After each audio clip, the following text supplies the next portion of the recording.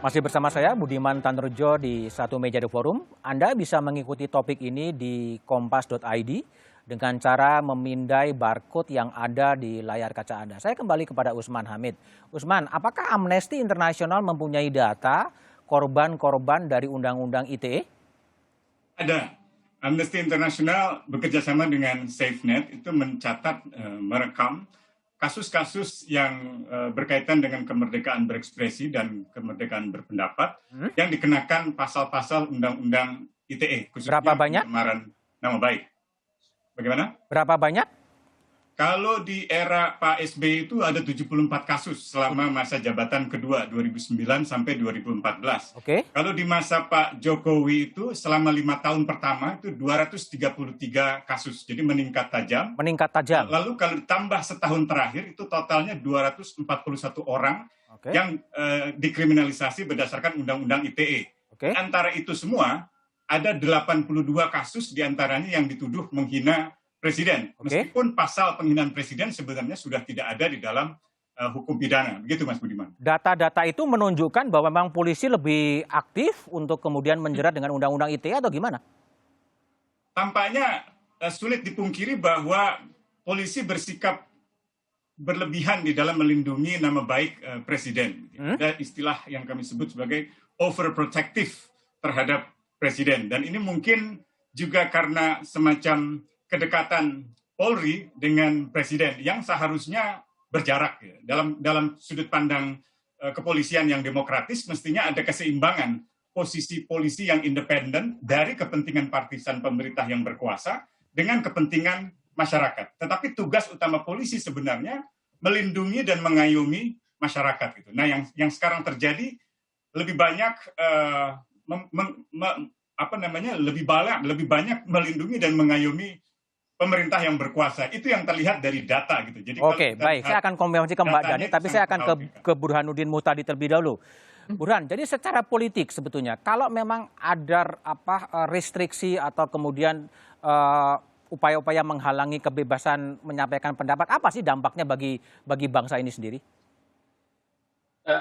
Berkurangnya kualitas demokrasi kita.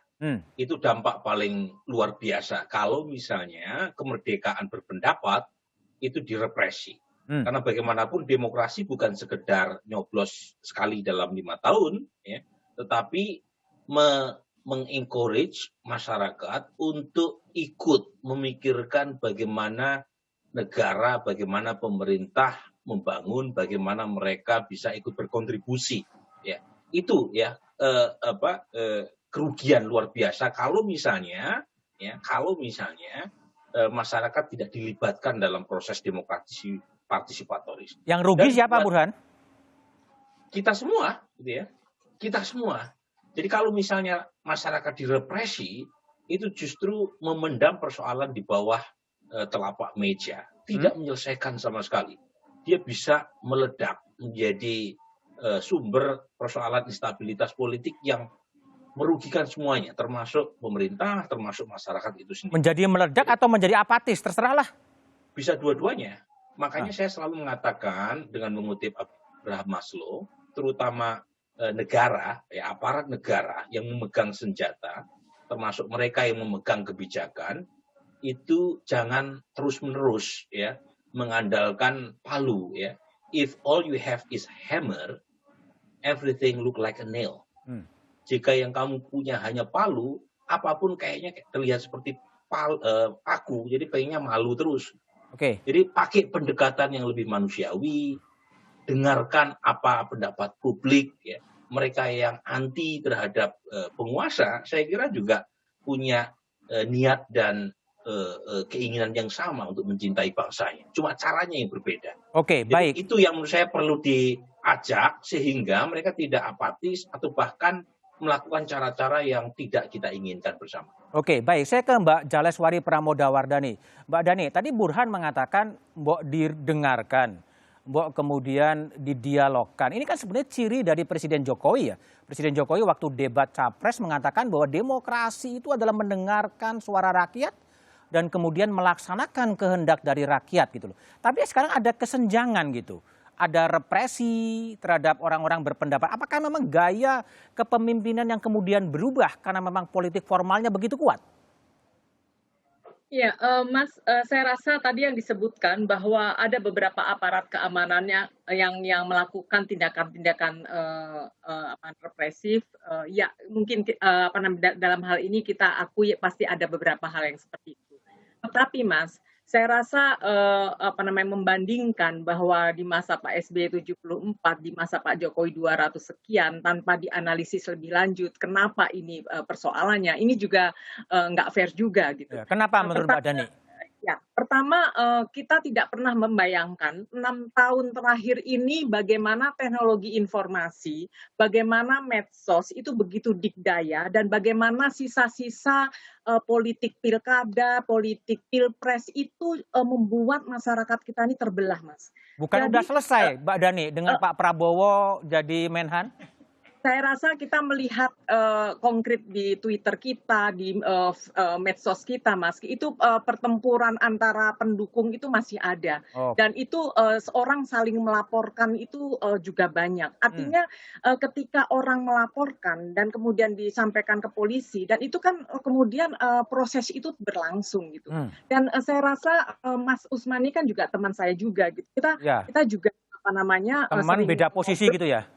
Bukan, kita juga sering ngobrol juga, Mas. Jadi artinya kami ini juga tidak diam gitu, bahwa kalau terjadi penangkapan-penangkapan seperti itu, kami memastikan bahwa proses yang ada itu betul-betul terbuka, tidak ada kekerasan. Kami memastikan bahwa itu berjalan sesuai dengan koridor hukum. Artinya ini bukanlah sesuatu yang kemudian seakan-akan negara begitu represif melakukan penangkapan dan lain-lain. Ini ada proses hukum yang juga sedang berlangsung, bahwa ada riak-riak aparat keamanan melakukan itu pun juga tidak bisa seakan-akan bisa disembunyikan oleh kami. Karena apa? Ini demikian terang benderang. Sekarang ini kita semua di pemerintahan nggak bisa menyembunyikan sesuatu. Ini media, kawan-kawan akademisi, praktisi itu semua memikroskopin gerak-gerik kita, kasarnya seperti itu. Jadi agak terus terang, Mas Budiman, kalau ini kita melihat terlalu mensimplifikasi bahwa seakan-akan kekerasan itu dominnya negara, masyarakat sipil enggak, ketakutan itu karena negara dan lain-lain. Saya rasa kita perlu berhati-hati untuk melihat itu, karena seperti Mas Burhan sendiri katakan bahwa problemnya itu bukan sekedar di pemerintahan juga, tetapi kita juga melihat problem dalam relasi antara masyarakat sipil kita juga. Bukan mau menyalahkan, tetapi Mas, bahwa ini ada residu-residu politik yang Ya, baik. Saya ke Pak Menteri. Pak Menteri, jadi kalau tadi ada analisisnya ya, ini kalau itu pembungkaman terus terjadi, yang terjadi adalah apatisme politik, ya terserah mau apapun terserahlah. Tapi yang kedua juga bisa meledak seperti 1998. Kalau menurut Pak Menteri gimana? Kelihat tren arahnya akan jadi seperti apa? Kan Indonesia terserahlah masa bodoh gitu? Atau gimana yang terjadi nih? Jadi Mas Budiman ya, saya sendiri sangat terkejut ya mendengar diksi represi. Ekspresi yang direpresi. Ini sangat terkejut dan jauh dari bayangan saya. Saya terus terang aja. Karena apa? Mengenal dan mengetahui Presiden Joko Widodo, hal ini sangat jauh. Justru perjuangan Pak Joko Widodo itu memberikan kebebasan pada masyarakat. Dia menjaga kebebasan itu, menjaga kualitas demokrasi. Itu yang disampaikan.